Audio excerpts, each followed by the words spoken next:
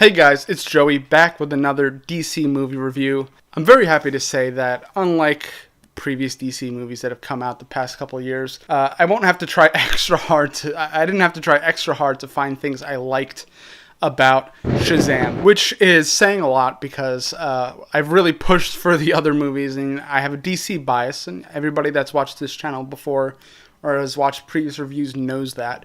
So it really makes life a little bit easier on me when a DC movie comes out that's genuinely good, and I feel like I don't have to really dig to find redeeming qualities about this movie. That being said, Shazam was just a lot of fun, and it was just great. I have a soft spot for Zachary Levi. I think he's just a great human being, and to play such a childish, fun character in the DC universe is just...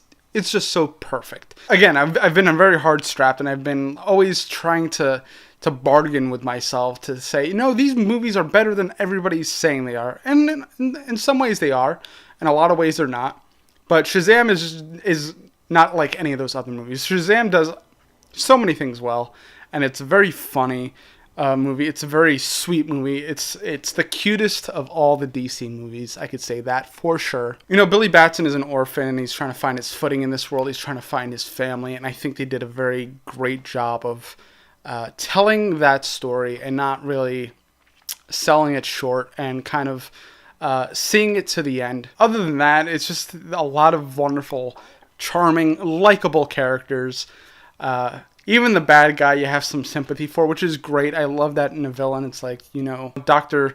Zavanna, he was, he just had a shitty dad and a shitty older brother, and it made him a shitty person. It's really unfortunate because you kind of see how that kind of bad parenting and bad, just, that darkness that a lot of people are introduced to in childhood, like, really stays with you growing up, and it could either turn you evil, or it could turn you into a Shazam, and you could embrace the good and, find your family and whatnot. And I think it did a good job of showing that dichotomy. This guy had a father and he had a brother, but they were terrible to him, and they were not a good family, and he ended up being, a crazy, obsessive, evil guy.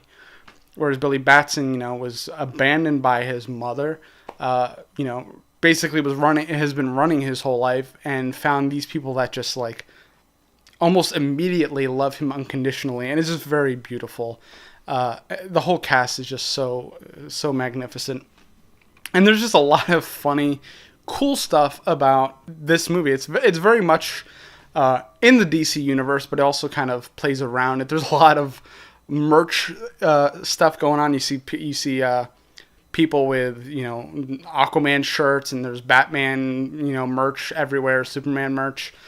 So it's a very real world in the DC universe, and it's a world that a post Justice League world where everybody is very big fans of these superheroes, and they just adore them, and they think about them all the time, and they obsess over them, and they're as much in the pop culture ether as they are, now. They're real in that world, but they're, there's merch, there's, just obsession. It just works. It feels like, what if superheroes just suddenly appeared in your world? How would you deal with them? Like, what are the positive ramifications? Of course, it would be the merchandising, and I hope Clark and Arthur and Bruce and Diana get the kickback of some of that merch, because they don't get paid to be superheroes. Which is pretty funny. I wonder if there's like a Justice League like sort of company that is there like a Justice League Incorporated. Anyway, just a lot of real funny stuff. There's a whole big carnival scene that really cracks me up, and it kind of plays fun at the whole Shazam thing, because it sounds kind of silly, and the whole thing is kind of silly. But it makes fun of it without dismissing it or minimizing it. So I think they did a good job of kind of giving it a little shit, but also having fun with it. That being said, there's a lot of dark stuff. There's a lot of, they deal with the 7 deadly sins, and they're manifested as these actual creatures. and it gets pretty brutal, and which I didn't expect. Like it very much feels like a kids movie from the beginning, and it is. And I think you should take, if you have kids, take them to it. They'll love it. There's some parts that are like a little like way darker than I was expecting. I think maybe it'd be good for kids to be a little bit opened up to that while you're there watching with them, and you could say it's okay. It's like it's the bad guy. He's gonna do a bad thing, but you know we have our superheroes, so it'll be okay. But yeah, this is for sure a kids movie. I enjoyed it. My late 20s, and I really enjoyed it. I thought it had a lot of heart, and it was very funny. And everybody's just really likable in it, which is great too.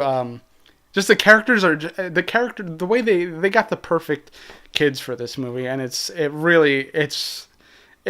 seems very obvious that they all really kind of I imagine are really friends, and they like enjoy each other's company, and you know I'm very happy with the way that movie came out, and I feel like there's no overselling. I think you should go see it. I think if you have kids or, you know, a niece, a nephew, cousin, whatever, take them to see it, see how they react. There was like a little girl there, and she was having a ball. All the kids seemed to love it. They came out with, a lot of them came out with smiles on their face. There was a little girl sitting a couple seats down from me. That was just so adorable, and she was just loving it, and she got scared when the monsters came up, but she was laughing like, you know, 5 minutes later, whenever they were doing like one of their wacky superhero tests. It was just very sweet. And, you know, I think it's a testament to what these movies can really be if they kind of find the soul and the heart of what these characters like. I always like thought they stood for, and it's like family and friends and hope and, you know, coming back from the pit of despair and kind of finding your way. And I think Shazam did a really good job of that, and it's like got all these likable people to be in it, and it just worked. I think it just works. I would say go see it. I was lucky enough to get tickets for a very early screening because the movie doesn't come out till I believe April 4th. But I'm very happy with it. Very few gripes, just more technical gripes than real, you know, plot, you know, things about the actual movie and about the narrative. So I'm definitely giving it 2 thumbs up, and I really enjoyed it. And I think you guys should check it out if you're curious, if you're fans of DC, if you want to get back into the DC camp because you know you haven't been too excited about the past movies. I think this is a good way, a good one to get back into and go and just enjoy it and have a good time with yourself. And you know, kids that are in your life or friends. I went with a friend of mine, and we both really liked it. So that's my 2 cents about Shazam. I think everybody did a fantastic job. And you know, I'd be up for seeing it again. I enjoyed it that much. So thank you guys for watching. Please leave a comment if you have any, you know, questions, concerns, you disagree with something, you agree with it.